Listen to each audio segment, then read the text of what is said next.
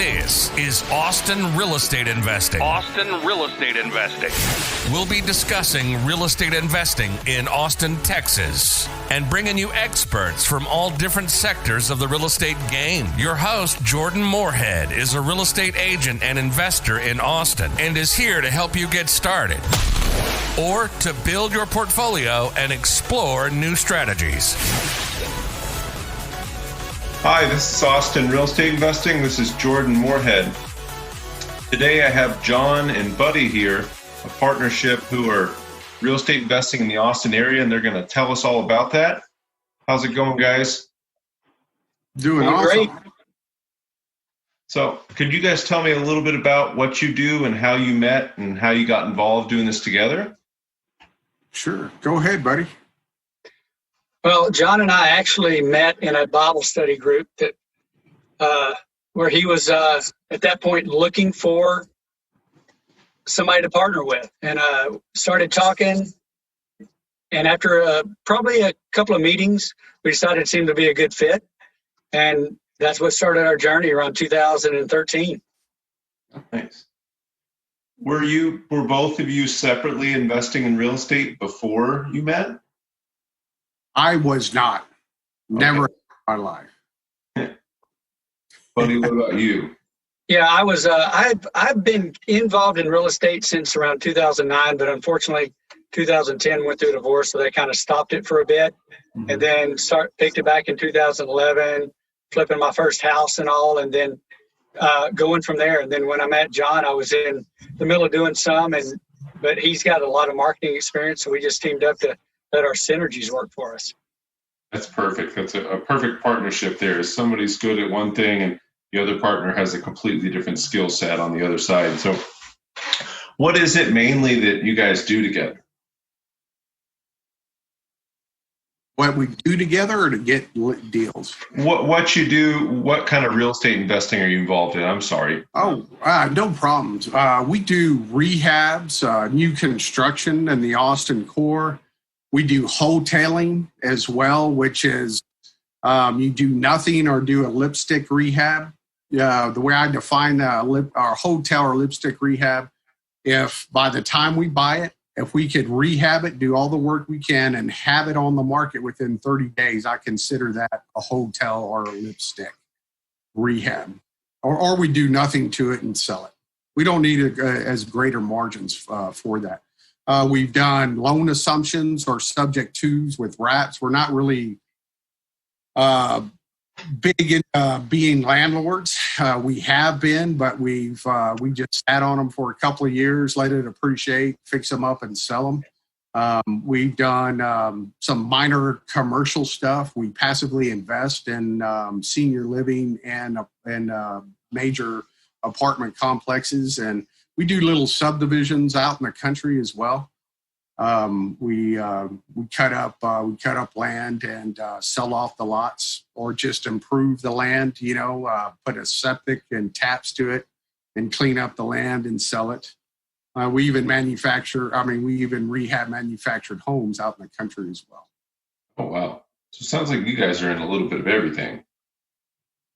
It sounds like your buy and hold is mostly just purely passive investing and senior living and apartment complexes, but then you're fixing and developing and subdividing land on the other hand too. Right. More about that subdividing land. Where are you guys making that work right now? And do you have any projects going currently? Yes, we currently have two. One's in Dell, Texas, and the other one's in McDade. Okay.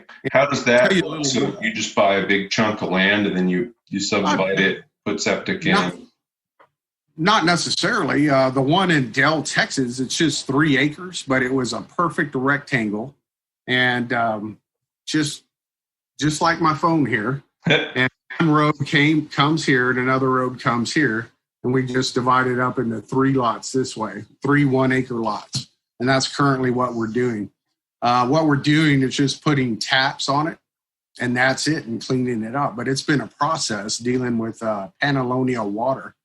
What they wanted us to do was upgrade their whole line, which would have cost us about $54,000 for about 500 feet. We said the heck with that. So we ended up having to change from 3 lots to 2 lots, because once you hit over 2 lots, if it's 3 or more, then we had to put in that infrastructure. So we actually were changing it back to 2 lots now, so we don't have to pay that. And running the numbers, it comes out that we make a little more if we don't upgrade the water system to that $54,000 infrastructure cost. Absolutely, that's a big expense for just 3 lots. I know. Well, these small town water companies, they have a monopoly on it, and you could either get it or not. So one lesson we've learned is we're not going to deal with Panalonia water anymore if it's more than 2 taps. And we have 18 acres in McDade, which is in Bastrop County, and we're subdividing that up into 6 lots. Yeah, 6 lots. And that's really beautiful. It has pines and a lot of post oaks. It's absolutely beautiful. And we are going to have to run aqua water. Aqua water is a lot more friendly. We're running some of their. We're upgrading some of their infrastructure. We're just playing response with them right now, so I don't know what the cost is. But I just did a generic cost with that and the subdivision cost. Before I bought it. Oh, that sounds exciting. So you also talked about you were doing development in Austin. What do those projects look like? Why don't you go ahead, buddy? Well, usually our development is taking whatever we can get and either upgrading one of the houses and putting another one, or doing ground up. We've actually have one that's on the books right now where we were looking at, it was 1.5 acres, but part of it was in the floodplain. We were looking at changing it into 3 lots and then just selling off the lots, leaving some skin on the bone and making money off of that. But when the entire floodplain changed last year in October, it changed at the exact same time we bought it. So when it did that and we tried to redo it, it went from 3 lots out of this subdivision to just that 1 lot that we already had. So it did make it easy, fast piece, but we are going to build on it. So we're going to develop that into basically a duplex, and it's going to be, with what's going on with coronavirus and all now, the duplexes we're going to build are going to be 4-bedroom, because with using our designer and realtor, we've noticed that people are staying home more and they want that extra either office space or they want that extra bedroom for the kids and all, so they can do homeschooling or things like that. So we hope that, not that the coronavirus keeps going, but we hope that this kind of new trend keeps going where more people are working from home. That way this will keep the prices on these up. And it's going to get us, a pretty good return on our money. And, people want that extra bedroom for their office since they're staying home more. Mm-hmm. And this is my, whenever I look at a deal, right? So when I first looked at it, it's off E.M. Franklin Avenue. It's in an area of the zip code is 78721, and it has the highest ARV in 78721. We love doing deals there, but that's why we always buy low. We never buy high just because our plans did not happen. And so we thought we could get 3 lots out of it. And if we had planned, we could have bought it for a heck of a lot more. So we bought it, I'll tell you, we bought it for $210,000. When was it, buddy? 2019 or late 2018? No, yeah, early October 2019. October 2019. And so our plans went through, but I got it so low, right, that a lot like that's way worth more than double that. So we're still able to build a duplex condo regime and still come out ahead. So I'm a big, that's one of our rules whenever I look at anything. So even if I could do a subdivision and a smaller lot makes sense, I'm still not going to pay retail price because something could happen or the economy could fall out. So I'll always want that deep discount. And Jordan, I don't know if you've dealt with the city of Austin, but if you think your plans are not going to change, deal with the city, because they will every time. Oh, yeah. Oh, yeah. I'm actually in 78721 here. So I see all of this infill building and, just new development going on and lots of condos like you're talking about, the AB condo. So great place to be right now. That's where we do a lot of our work is in 78721. We've done, we finished 3 projects this year, 2 units per piece of per lot in that area. Awesome. So you said you do some just rehabbing homes too. You actually just fix up existing homes and resell them. Yeah, currently we have 2 here in Austin that we're rehabbing, and these are actually, we don't get a lot of the lipstick looking flips. We get the tough ones where we're replacing, as you know, out in 78721 or 23 or any of those zip codes, you've got cast iron pipe. So if that cast iron is not good, you take it out. If it's not going to hold under pressure, which is called a hydrostatic test, we get rid of it because it's not worth our time when you sell it. And they do want to do the hydrostatic tests and all the time. If you tell them no, they're probably going to move on, because I can tell you for a fact, I wouldn't buy a house if I didn't do a hydrostatic test on it, just to make sure that it's holding. And hydrostatic test, just to hold pressure, is actually it's not a real normal condition. I have 22 years of experience with State Farm Insurance. I was a claim adjuster. I did all types of claims, including foundation claims where we dealt with plumbing and all that. So a hydrostatic test is under pressure. But if it fails that, we also do a flow test where we put a measured part of water, like fill up a 5-gallon bucket, mark it, pour it down, and then suck it all up back down at the clean out to see if we got it all back. If we got it all back, then it's fine. It's working under normal conditions. So there's a lot of things we look at, but we've got 2 big ones here. We actually have one that we picked up in Fort Worth, which is a little bit outside of our territory, but I've got a great contractor up there, and it seems like it's going to go faster than here in Austin because of the issues that you don't have to deal with in Fort Worth that you do have to deal with in Austin. Yeah, so it sounds like you guys aren't stuck just to the Austin area. You'll go outside of the Austin area, maybe out to Bastrop, even further out, and then you'll take it down in Dallas, even if it's open. Am I right there? Hey, if it makes sense, we'll do anywhere in Texas. Yeah. So I guess, everybody that's listening to this episode wants to know why Austin, so you guys, like you're talking about, could do anywhere in Texas. Why still invest in Austin? Well, number one, this is where the area we live in. That's number one. We just happen, we didn't come to Austin to invest in Austin. We're both living here. Actually, I live in Bastrop now. But it just so happened that we just lived here when we started doing this. But Austin is by far, I think, one of the fastest growing and most secure markets in the nation because of all the industry, all the manufacturing jobs coming in, all the tech jobs.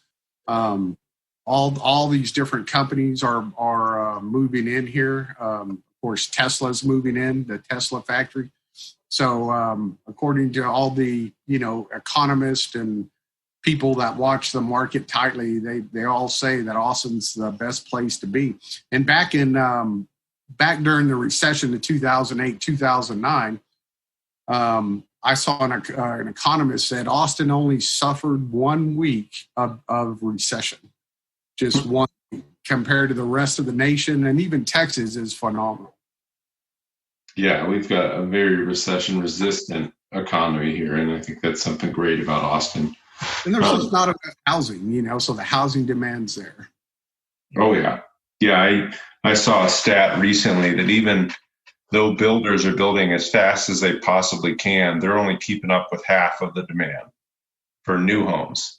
And there's even less inventory for existing homes in the urban core. There's 1.2 months of inventory, and the normal market is 6. So we're severely reduced inventory right now. It's good for us. Yeah, great for you. Yeah. So what attracted you guys to real estate investing? Obviously, you met already interested in it. What attracted you each individually to real estate investing?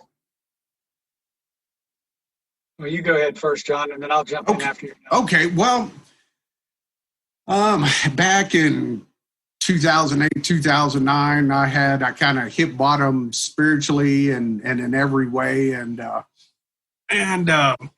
I basically, I found God, right? As, find God and become somebody new or go the wrong direction. And I honestly thought I would be a full-time missionary or evangelist, but God had a different path for me.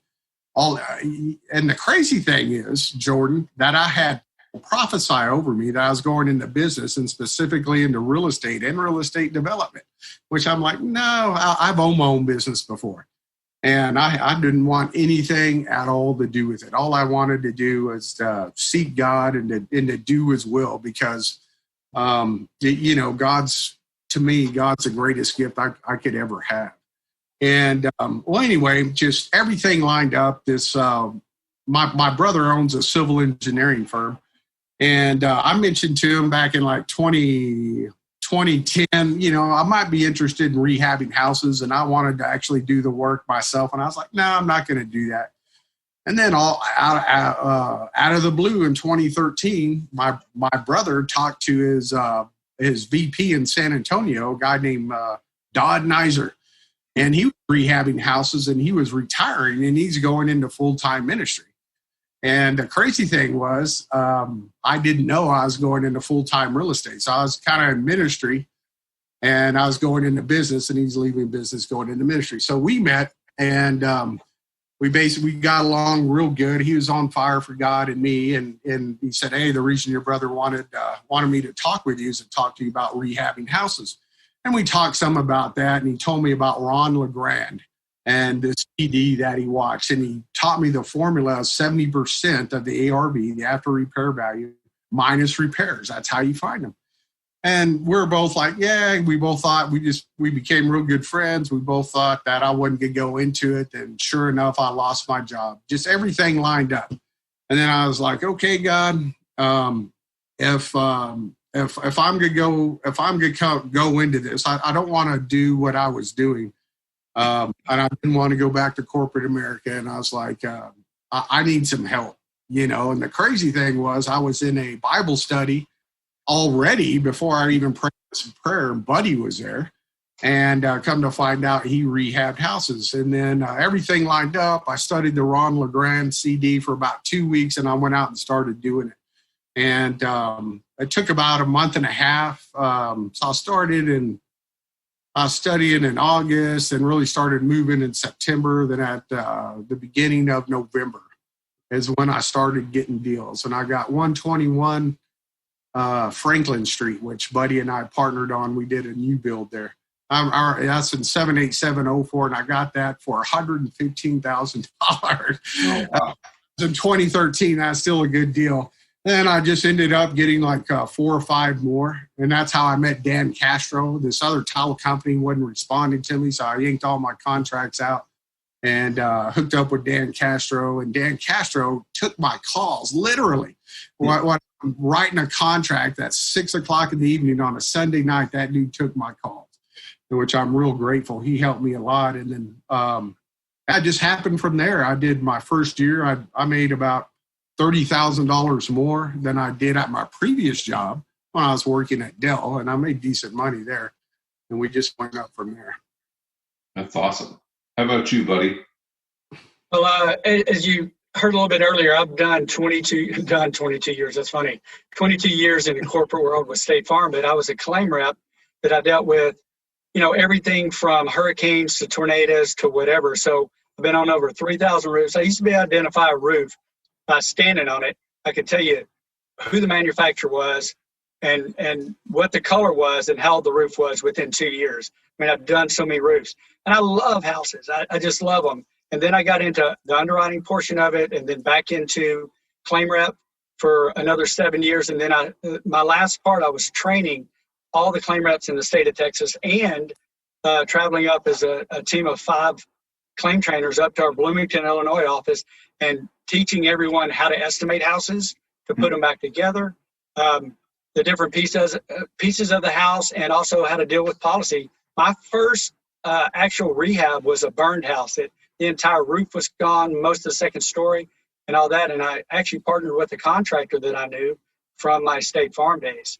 So that, and I've been helping, I've helped build our own beach cabins. I've helped my friends build their cabins up the lake. So I've been doing it a long time, all the stuff. I know every piece of a house. I know good, bad, ugly on everything. So that's why with me and John, that's why it's synergistic, because he does all of our marketing while I do all of our project management. I start from the time to, like in Austin, as you know, I got to check trees, see how big they are, check topography, make sure the house is good or bad. Can we rehab the house or not? And then do we want to put an ADU on there? Is it big enough? So I got into it by that side, but I've actually been interested in why. I mean, I took one of the first courses from Robert, I forget his name, one of the ones years ago that was one of the main ones, and he got out of it. Then I went to the RIAs and I became good friends with Phil and Shanoa Grove since 2009, and then working with them through all the stuff. They actually personally mentored me for a year, which helped my career take off. And then I could finally quit State Farm in 2015, and it's been full-time since 2015 in this business with John. Hey guys, this is Jordan Moorhead here, and I wanted to ask if you could do a huge favor for me. If you could go leave a review for this podcast wherever you're listening to it, that would really help me get this into the hands of other people that are interested in information about Austin real estate investing, and I'd be able to help more people. Thanks, guys. That's amazing. It does sound like you guys have some nice synergy there with John. You know all the marketing side, and Buddy, you know, really from seeing all the damage done to homes, you know how they're rebuilt front and back. So it's makes for a good partnership. Sounds like you mentioned something there, building ADUs. So do you guys build ADUs on properties here in Austin? All the time. All the time. And what those actually stand for is auxiliary dwelling units. Mm-hmm. And John actually runs different scenarios of what we should build. John, tell about kind of what you do with auxiliary dwelling units and what we should actually build with your scenario. Well, I run different scenarios. If there's a house on the lot, depending on how much the rehab costs are, whether we should keep it or not, or if we should expand it or tear it down and build a front unit, if we should build a duplex condo regime or a front unit and a back unit. Now stuff's kind of changed unless you just got a gargantuan lot like we do off E.M. Franklin. Normally we get our best returns with a front unit and a rear unit. And if you could save the rehab, if you could save the house that's on it, you know, if it doesn't cost you, you know, $150 a foot, rehab it, and with the taps, by the way, you got to update the taps as well. You could, you know, if you could stay at about $110 a foot, 115 or under on repairs, including the tap, then it makes it worth it to keep it. And normally the interesting thing that I found is normally our expansions, sometimes we do expansions, we'll add another bedroom or a bathroom, but normally anything above like 200 or 300 feet just doesn't make sense. Mm-hmm. And by the way, when I'm running rehab scenarios, if I can't get a 70% of the ARV minus repairs or construction costs, if an addition will never make sense. I've never, ever been able to do it. I've never been able to make a project 70%, a 70% deal by doing an expansion to the house. Oh, wow. So yeah, with these ADU, are you selling the ADU separately or are you selling the property as a whole? Oh, okay. We're selling them separately. Yeah, so we condo regime them mm-hmm. and the ADU separately. Absolutely. You know, that's actually a really big question I get from people is, hey, you know, I want to buy a single family house. Maybe it's zoned SF3 and I want to put an ADU in the back. And to be real honest, I don't know a whole lot about that. What are the costs on, let's say, a 700 or 800 square foot ADU, or cost per square foot to build typically? Well, there's a lot more to it too. So the cost, I would use, if you're just doing an ADU by itself, $180, $185 a foot. Okay. Right? That's anywhere between about 800 to 1,100 feet. And that's including a tap.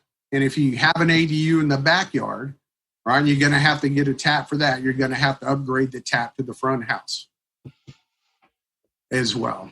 Okay.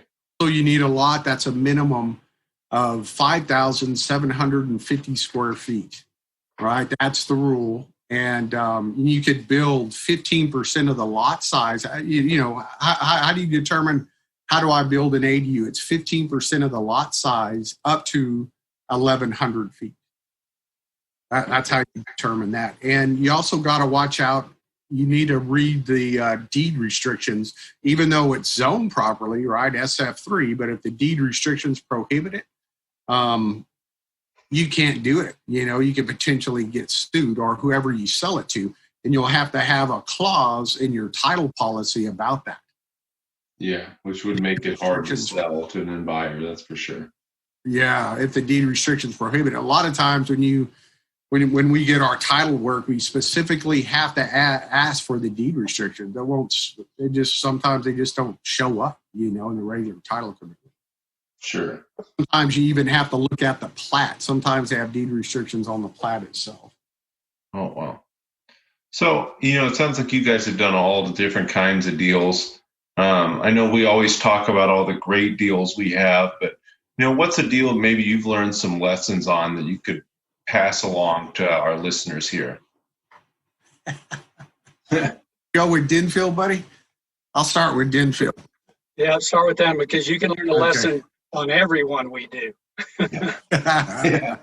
So 1129 Denfield, right? This was a lot in 78721. We tore down the house, and we built a duplex condo regime on it. And this was our third new build, buddy.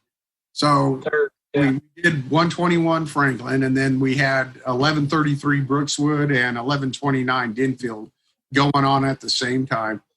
And our architect, he took a year to build it. A year to design it, which cost us.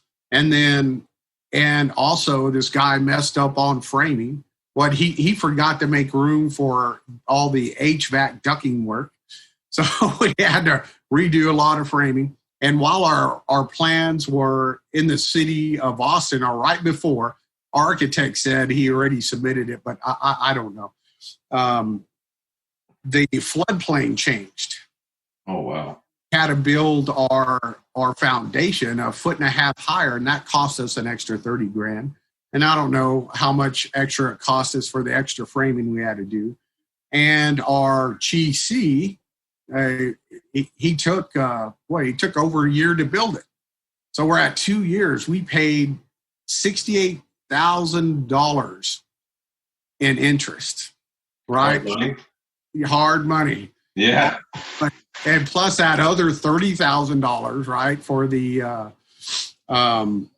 foundation we didn't foresee. And I don't know how much more with the framing it cost us, but we ended up losing about $20,000 on that. Yeah, that's not that bad for all the things that went wrong there. I know, in 2 years of our time. Yeah. So what would you tell somebody not to do that you learned from that? Was it choose a different architect, maybe a different GC? Yeah, really vet your architects. Talk to me or Buddy. Ask us. Vet them.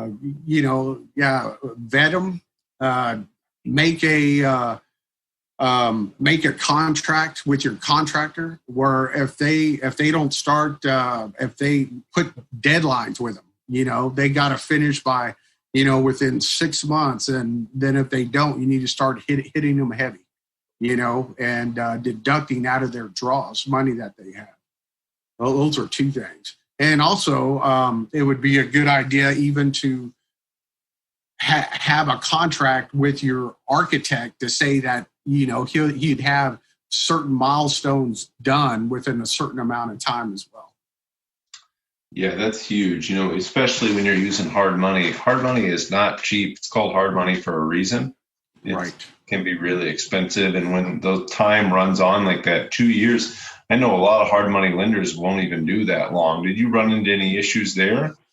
No, just they charged us a half a point or a quarter point. I forgot. For an extension? Right. Yeah, so we did it like 3 times. Wow. Yeah. No, there's actually a new build, an AB condo unit in my neighborhood. It's 10 months in and it's not even close to done. And I'm wondering if he's going through some similar issues. So we don't use hard money anymore. So. Oh, really? We use private money and sometimes bank money. Yeah. No, hard money can be great if you can get the job done quick, but if you've got the time there, it ends up starting to really hurt.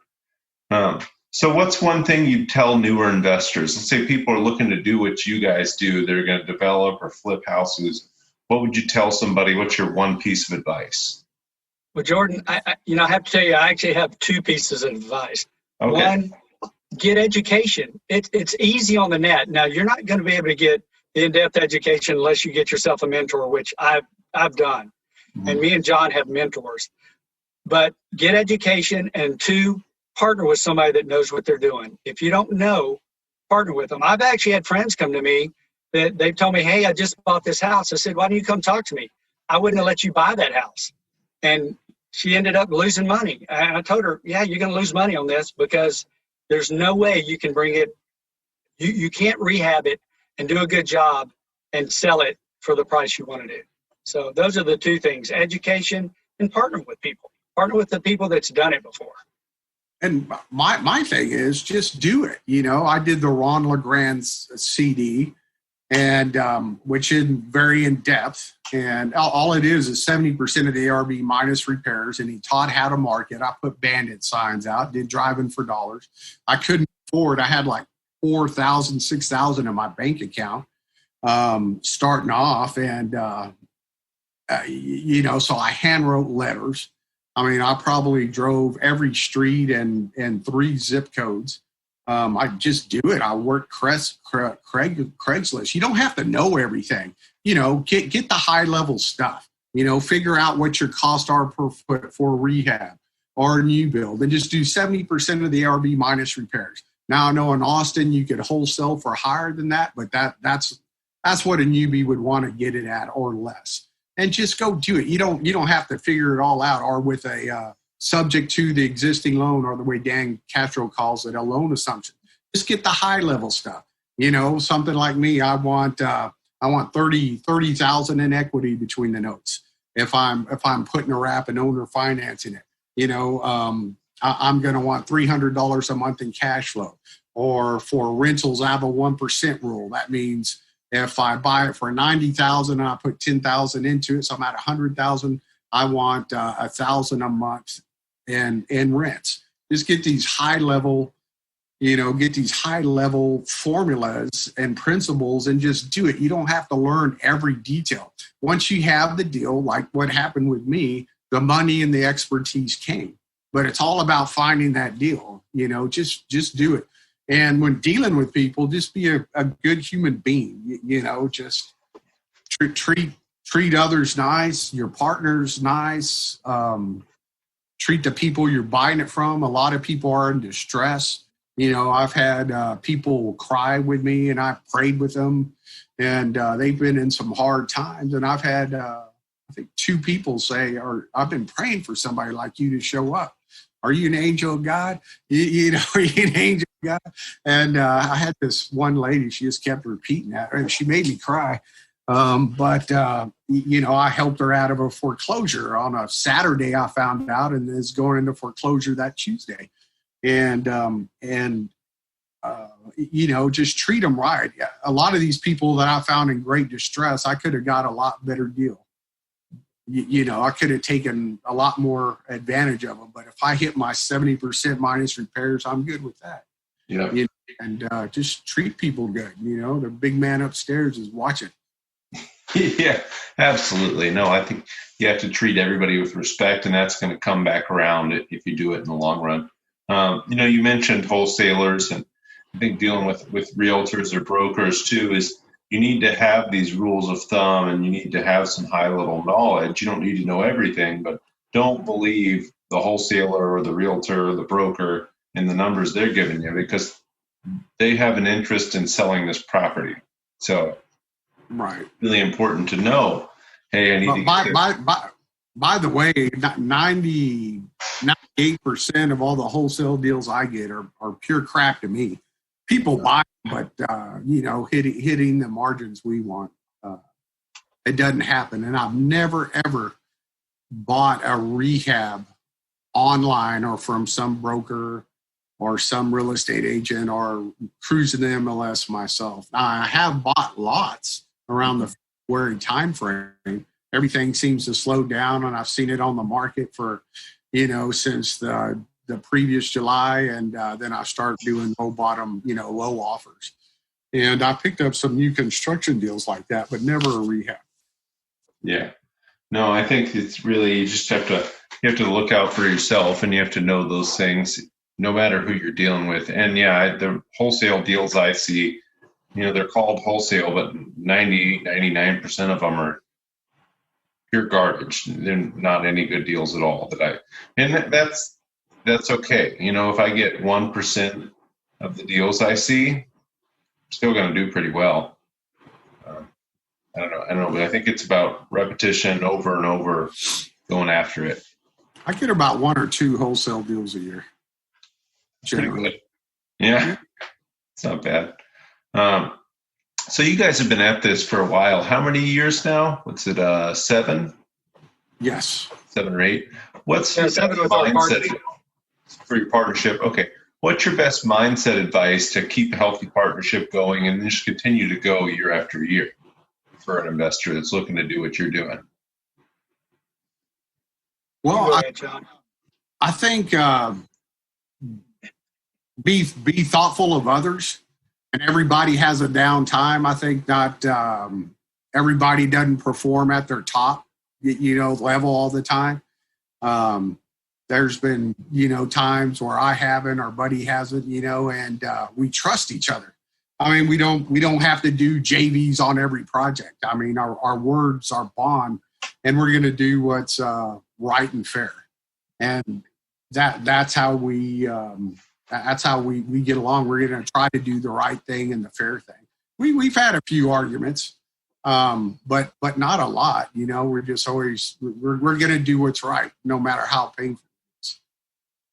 Yeah, I think it's good to have that relationship. Especially in a partnership. Is, hey, I know I'm always going to do the other person right. I have one partner on some deals. I've known him since the 4th grade. And we've never done each other wrong. And I think we just have that trust there that, hey, I'm not going to do it. I'm not going to do you wrong. Really? All this, for example, I think it was on Denfield.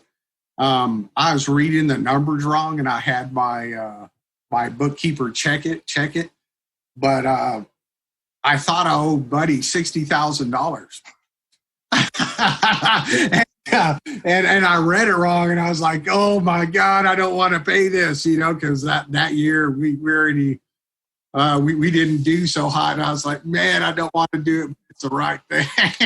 And I couldn't have told them anything, right? And gotten away with it, but I wouldn't have. I went and told them. I'm like, well, if that's what it takes, I'm just going to take that $60,000 hit. But I'm glad it was me reading the numbers wrong. Or I had something wrong in my Excel sheet. Yeah, there you go. Just being honest with people helps a lot. And if you're honest, I think it's going to come back around and benefit you in the long run. Really good advice. So do you guys have a favorite business book or maybe mindset book you'd like to recommend to the listeners? Well, I'll tell you what, Jordan, if you're new in any business, one of my favorite books is called The Compound Effect by Darren Hardy. Love it. And I consider Darren Hardy, and I've met Darren at a couple of seminars that I took several years ago. And all it is a mindset about little changes. Don't try to take the big, I train people all the time. And I was in one of the houses that we've got ripped apart. And one of the ladies that was sitting in there just looking around, and her mouth was open. And she says, "Where do you start?" I said, "It's an elephant. You just take one little bite at a time and just keep going." And that's kind of what Darren Hardy says. These little changes that you do over time makes big, big, big changes in what's going to happen in your life. So that's probably one of my favorite books that got me motivated. Even though it wasn't expressly for real estate investing, it really helped with that. So I love the compound effect. I think that's a great recommendation. Well, my what I think are like my guiding principles are biblical. Especially Buddy and I are really big on being servant leaders. We help a lot of newbies. We help train them and give them our time and our attention to help them succeed. And it does come back. Like I think about what how many deals this year did we partner on, buddy? I mean, 1, 2, 3, 4, 5, 6, about 8 or 9 deals that we partnered on this year. Or yeah, maybe about 40% of our deals we've partnered on this year, and at least and helping others. And as far as a negotiation book is Never Split the Difference by Chris Voss. That is awesome. Yeah. It's so awesome. Especially I've listened to his podcast on Bigger Pockets too. That's a great negotiation book. I read that one and listened to the audio book. That is a really good audio book if you're ever looking for something else to do. Really, apparently he's coming out with the real estate investor focus Never Split the Difference book from what I hear. Really, that'd be awesome. Yes.